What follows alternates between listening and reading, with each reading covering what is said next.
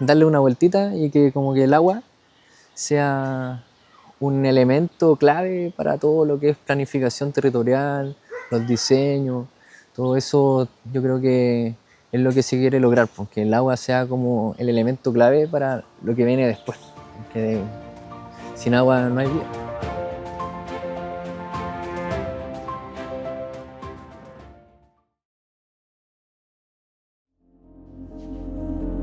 Sequías, incendios, inundaciones no son desastres aislados, sino síntomas de un ciclo del agua roto.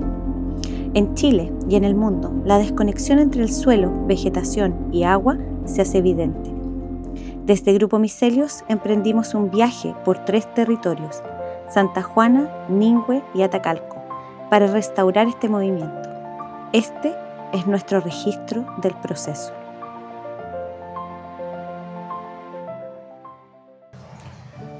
¿Dónde observas tú los síntomas de un ciclo del agua roto? Desde la observación más básica se ve la erosión del suelo.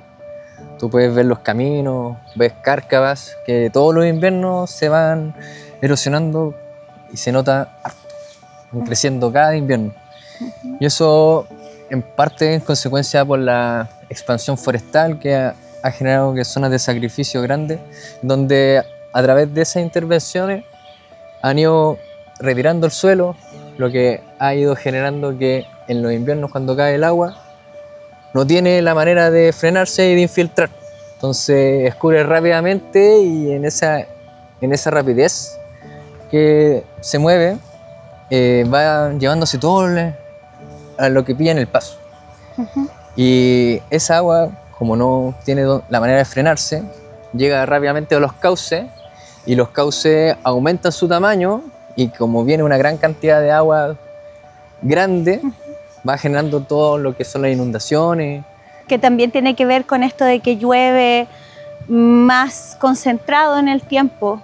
Correcto, porque se acumula el tema de la presión atmosférica y necesita mucho más para poder romperlo. Entonces todo lo que antes llovía en 4 o 5 días, ahora llueve en 2. Y esos 2 caen de manera destructiva y no se quedan en el lugar. Entonces cuando ya llega el verano, se generan sequías mucho más prolongadas, porque la humedad no se retuvo, no se quedó en el suelo.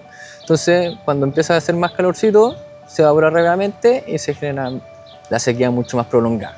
Lo que después viene los incendios. Claro. Y ahí después de los incendios vienen mucho más problemáticas sociales. Y ahí es donde nos damos cuenta que todos estos síntomas que hemos visto son por consecuencia de prácticas del ser humano que no ha estado alineadas con lo que es el trabajo de la naturaleza misma. Y que rompen el ciclo del agua. Y que van rompiendo el ciclo del agua.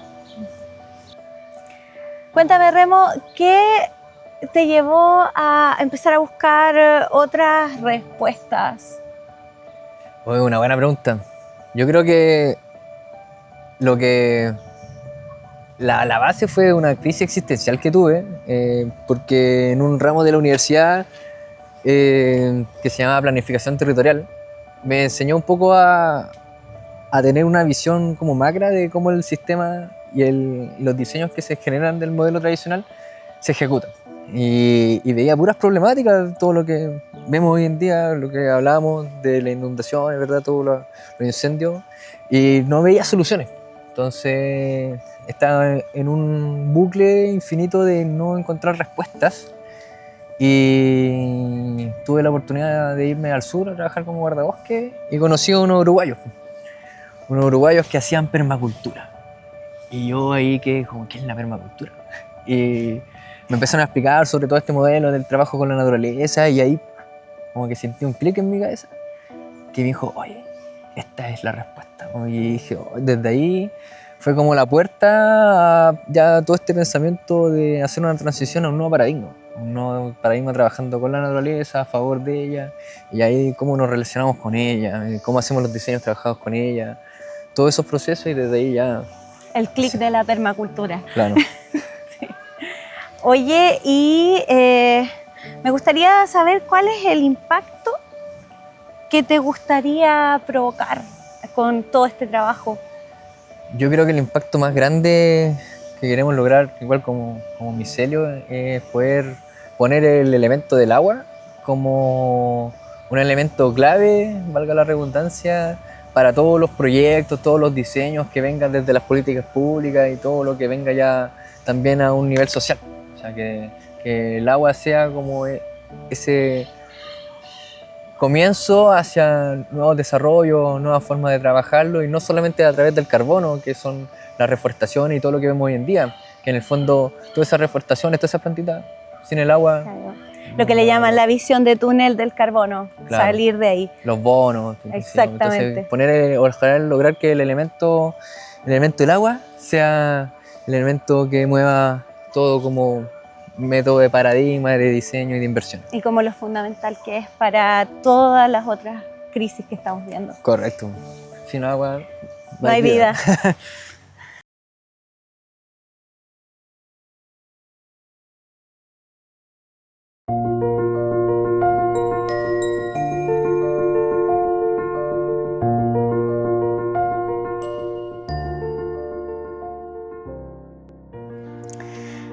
Y cuéntame, ¿dónde estamos ahora?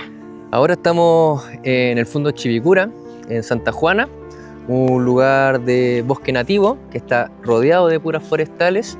Sufrió en el año 2023 incendios y ha sido un lugar en donde hemos estado trabajando los principios de la regeneración, acompañando a Carolina, que ella fue la primera en confiar en estos procesos, en estas formas de trabajar con la naturaleza, y aquí fue donde hicimos las primeras prácticas de paisajes de retención de agua. Súper. ¿Y me podrías contar un poco cuál fue la idea que se trabajó acá? Claro, mira, aquí mismo, por ejemplo, dentro de lo que hablábamos un poco de las evidencias de los síntomas, la primera era el tema de los caminos, de la erosión, evitar que el agua corriera rápidamente por los terrenos. Entonces, en principio era poder distribuir el agua por la mayor superficie posible para que se moviera lentamente y aprovechando que también tenemos pulmones verdes, entonces era ya desviar el agua, empezar a frenarla y infiltrarla. Perfecto, tomar el agua del camino y llevarla a donde realmente se pueda ocupar. Correcto. Bueno, como ves, el agua baja rápidamente por el camino, y antes aquí se iba rápidamente hacia abajo y iba erosionando. Entonces lo primero que hicimos fue levantar el nivel acá para evitar que pasara el agua rápidamente hacia allá y también poder llevarla hacia el retenedor que tenemos allá.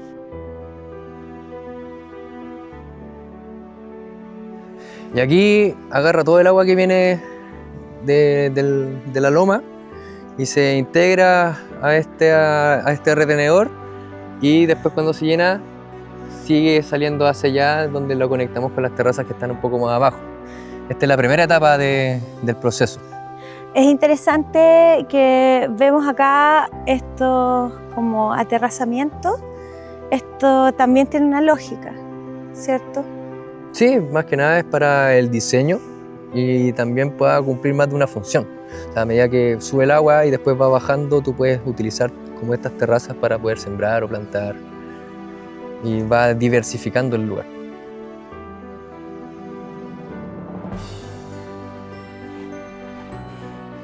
Como que la idea al final era sacar el agua del camino. Claro. Entonces hacía circularla por afuera, pero por el bosque. Esto lo hicimos para preparar un trabajo que teníamos con Reforestemos, para plantar árboles nativos, y aprovechamos a hacer esta intervención. En esta zona estamos en la parte más arriba del fondo. Esta es la zona más alta. Entonces todo este caminito, este circuito. Este llegaba el agua aquí, se llena, se aposa, y cuando se llena, sigue para allá. ¿Por dónde vienen ustedes? Era hacer la entrada de agua.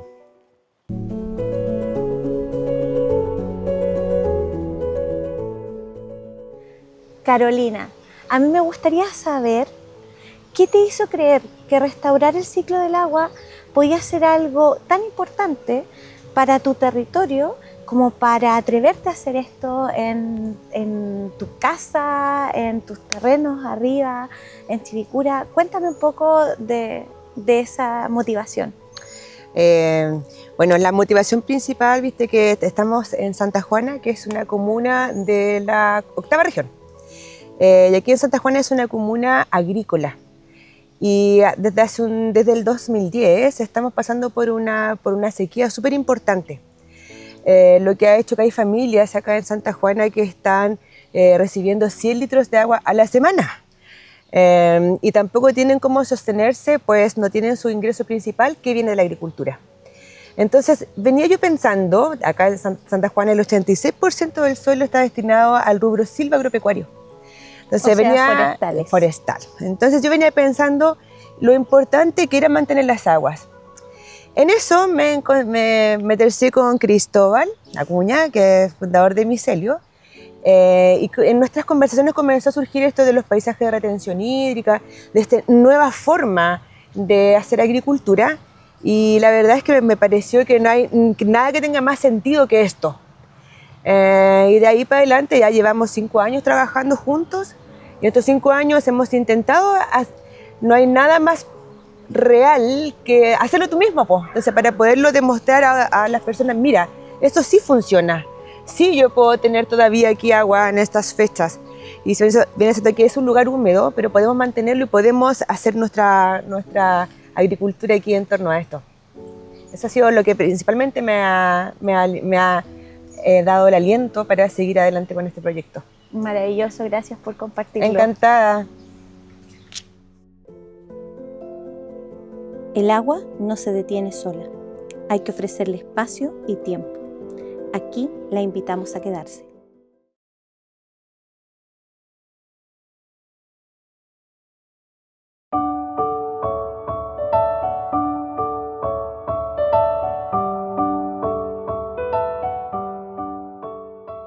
Aquí estamos en San José de Ningüe, Secano Interior, predio La Higuera, nuestro hogar, y también el hogar de este paisaje de retención de agua que hicimos acá, al estilo Holzer, uniendo caminos con retenedores y terrazas para poder capturar e infiltrar la mayor cantidad de agua posible.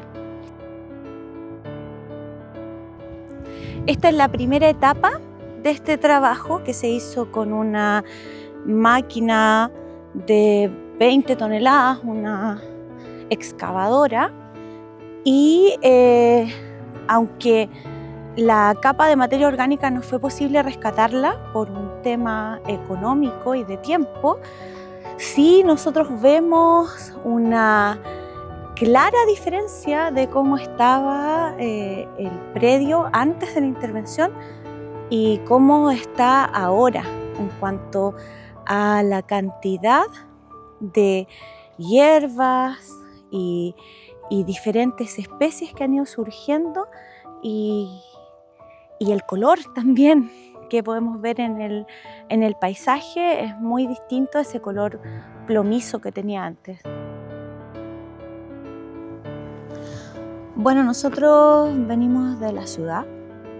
El año 2018 más o menos conocimos lo que era la permacultura, y el 2019 decidimos mudarnos al campo y empezar este proyecto con un diseño en permacultura que trajimos cuando llegamos acá.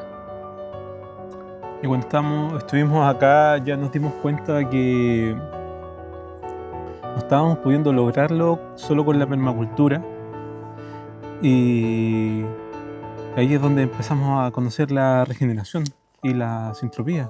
Que veníamos un poco con esta idea medio idealizada que tiene la gente cuando se va al campo, de que va a hacer su huerta y que una huerta te va a dar como una soberanía alimentaria, y no teníamos mucha experiencia en huerta, ninguno de los dos tampoco, y nos encontramos con un suelo muerto.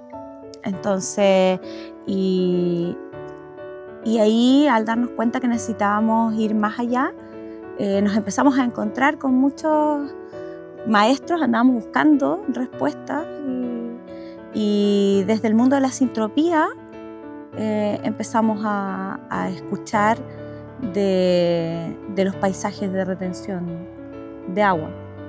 Y fue en ese en ese estudiar, en ese buscar, en ese tratar de aprender, Conversar con otras personas. conversar con otras personas, con otros regeneradores, que conocimos a Cristóbal, al remo. Claro. Y fue como una casualidad, pero estaba como un poco pronosticado, como que habían otras personas que nos habían dicho ustedes tendrían que conocer a Cristóbal, conozcan al remo y todo, y nos encontramos en una reunión y ahí partimos como esta asociación benéfica entre nosotros tres y empezamos a diseñar lo que iba a ser la materialización de ese paisaje de retención de agua que veníamos soñando hace mucho rato, pero que estábamos esperando a tener los recursos para poder hacer el Water Stories o algo así y poder realmente atrevernos a materializarlo en el suelo, porque era un proyecto gigantesco. Y como remo ya tenía esta experiencia, había pasado por este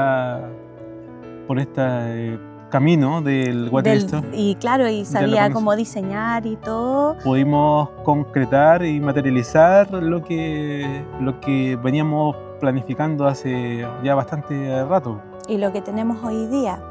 Entonces, bueno, y entre muchas otras cosas que se han materializado ahí en esta asociación muy benéfica que tenemos como amigos y como socios. Así es.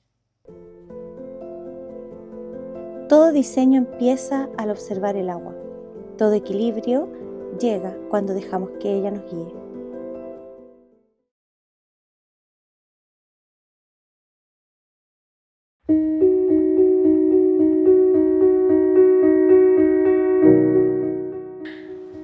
Cuéntame, ¿dónde estamos ahora? Ahora estamos en mi casa, en mi hogar, en mi terrenito, en mi proyecto, en el centro demostrativo de Atacalco. Estamos en la cuenca del río de Higuillín, aquí en un valle de formación glaciar. Es bien interesante todo lo que está sucediendo acá. Es totalmente distinto al contexto de al lado, por ejemplo, que ya es pura zona de rocas volcánicas, escorial. Y aquí estamos desarrollando el proyectito, el diseño, terraza, agroecología, un poco de todo. Genial.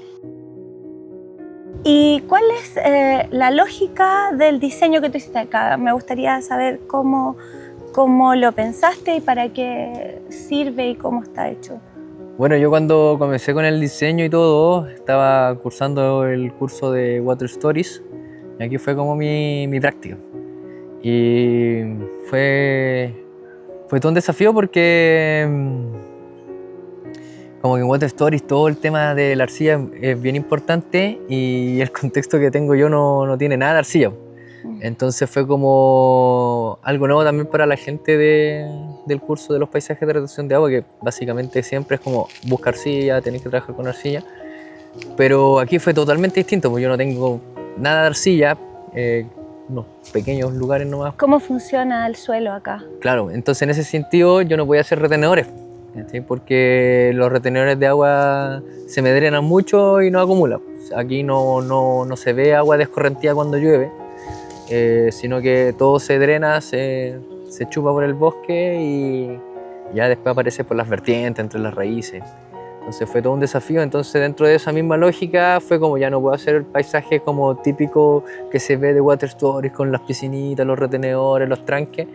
Y fue como cuál es la estructura que más iba a tener sentido en el lugar donde estoy habitando. Entonces tomé la decisión de diseñar terraza.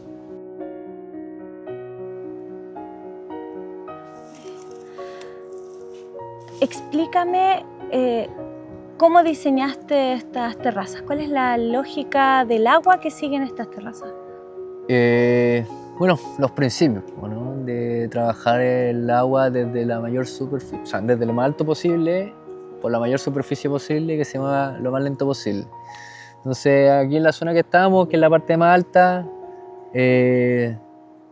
bueno, antes era una lomita nomás, y dentro de esa misma lógica era uno si lo ara, va a caer el agua, vaya a regar, cómo vaya a mover el agua. Entonces, entre eso era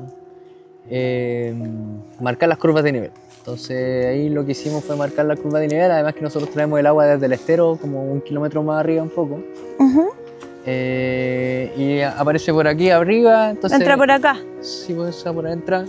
Y este vendría siendo como la terraza de más arriba, donde aquí la idea es poder hacer un retenedor de agua y que el agua después vaya siguiendo por los caminos y poder llevarlo hacia diferentes puntos. Y bueno, las terrazas las estoy visualizando, así como visualizando que van a tener diferentes prácticas, pues, módulos. Pues. Van a ser algunos para gallinas, otros para la miel, otros van a estar los biofertilizantes, porque aquí el gran sueño es poder crear un faro agroecológico o un centro demostrativo de diferentes prácticas que no solamente se enmarque a un modelo de negocios que sería la agricultura, sino que pueda diversificarse y que el enfoque principal sea pedagógico, agroturístico. Como que venga la gente a conocer, a aprender y que la producción quede como en un segundo plano, porque el 2 hectáreas tampoco puede abastecer al mundo. Pero a ver, aquí baja el agua. Desde allá arriba. Desde arriba. Allá estábamos. Y baja por el camino, al costado del camino, Y entra por acá. y llega hasta acá abajo. Y aquí se aposa. Aquí. Y aquí sale después para el sistema de riego del vecino. O también aquí el agua de aquí, que baja aquí, se llena esta terraza y sale por allá, por el otro lado. Y allá la baja el agua también. Pues. Aquí también hay terraza. Aquí son 3 terrazas y allá son 6. 9 terrazas en total, 17 horas de máquina trabajar. Y bueno, y allá donde voy a empezar a trabajar también voy a hacer como camas de cultivo también una terraza. Entonces aquí baja, ya hicimos el sendero desde allá arriba, nos fuimos por el camino aquí a la orillita que va como el canalcito de agua, llega hasta la terraza de acá, se va hacia el agua sellada y va repartiendo el agua hacia todos lados. Estas terrazas se llenan enteras cuando el agua se llena y ahí pasa para allá. Y ahí aquí va a estar todo lo que va a ser como el módulo agroecológico, que ya tiene por lo menos 5 camas como establecidas. Tenía otras camas más, pero quedaron en el olvido, que los voy a reiniciar.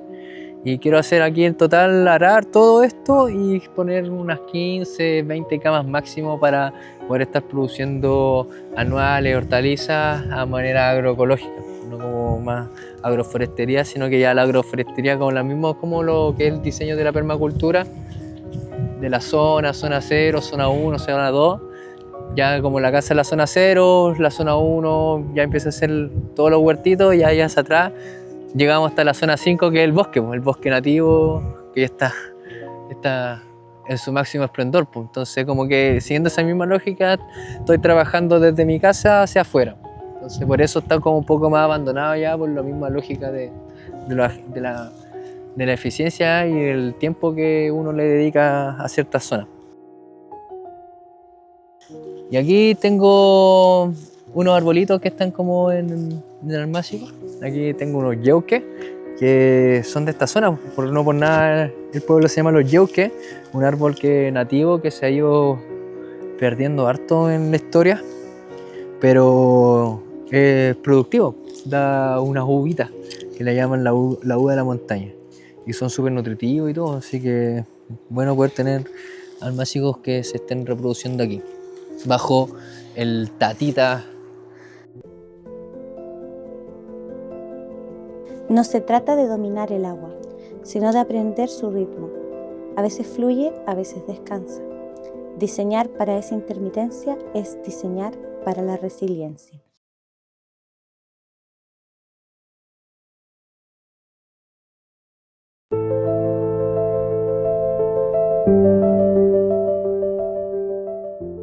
En este momento, los paisajes que has podido diseñar han estado acompañados como de ese sueño y de la confianza de algunas personas que han decidido invertir Claro. de sus propios recursos y ir avanzando en etapas de hacer retención y de hacer acumulación de agua.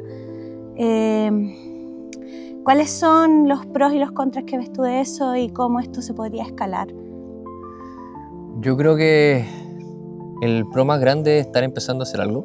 O sea, poder estar trabajando con la naturaleza es el pro más grande que uno podría hacer como ser humano. Las desventajas que a nivel autogestionado los procesos son un poco más lentos, porque como son intervenciones medias grandes, a mediano o largo plazo, requiere mucha inversión inicial. O ir dividiéndolas por etapas, lo que hace que el proceso se vea un poco más lento y que el proceso natural, la asociación ecológica, también se vea un poco influida en eso. Sería ideal poder tener la plata para poder hacer la intervención y al mismo tiempo sembrar, plantar, cubrir con suelo. Pero mientras no existe esa posibilidad, yo creo que partir haciendo algo así es algo. Es interesante también pensar que estos modelos, aunque no, digamos, no se puedan desarrollar tan rápido, funcionan como una prueba de que existen otras formas en las que podemos empezar a trabajar los problemas que vemos de erosión, los problemas de sequía y también los problemas de temperatura y de desarrollo biológico, porque estamos perdiendo mucha naturaleza. Y esos problemas en este momento se están tratando de resolver por vías tecnológicas, cuando tenemos vías naturales y de trabajo con la naturaleza que son efectivas y rápidas y que podrían funcionar. ¿A ti te parece que podríamos llegar en algún momento a trabajar esto a nivel de cuenca? Mira, ahí hay un tema bien importante, porque en el punto que estamos nosotros como seres humanos, es un poco dejar que la naturaleza trabaje por sí misma, va a ser un proceso súper largo de tiempo. Entonces, es necesario que el ser humano también se involucre en este proceso natural de la restauración, rehabilitación, regeneración, y empezar a trabajarlo esto. Si fuera a nivel de cuenca sería mucho más significativo territorialmente, pero mientras aún no existan las políticas públicas o los enfoques a eso, si tenemos la oportunidad de hacerlo a pequeña escala, es un comenzar.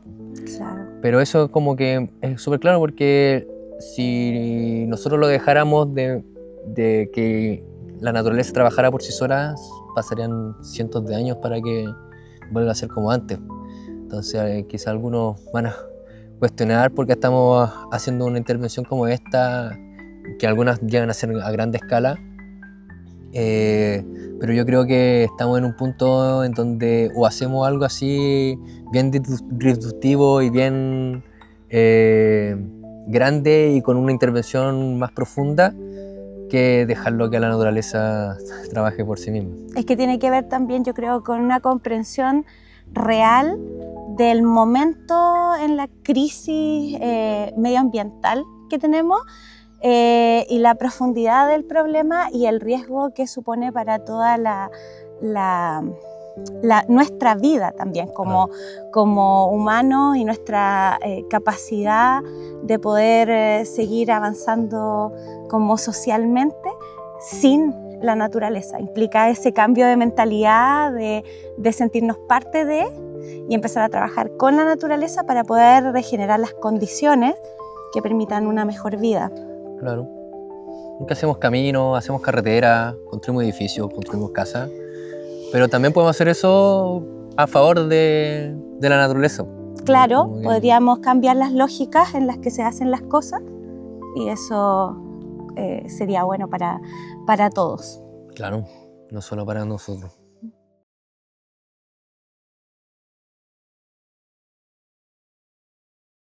Cada territorio nos mostró algo distinto. En Santa Juana trabajamos entre relictos de bosque nativo rodeados de forestales. Allí, después del fuego, vimos que la restauración puede empezar muy pequeño. Un humedal, unas curvas, unas terrazas, y el suelo vuelve a respirar.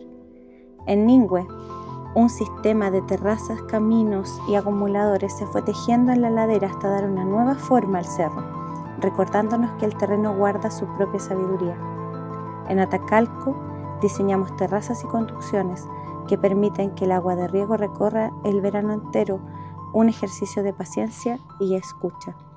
Restaurar el ciclo del agua es restaurar la confianza, la cooperación y la esperanza. No mostramos obras perfectas, sino procesos vivos que siguen aprendiendo junto con el territorio.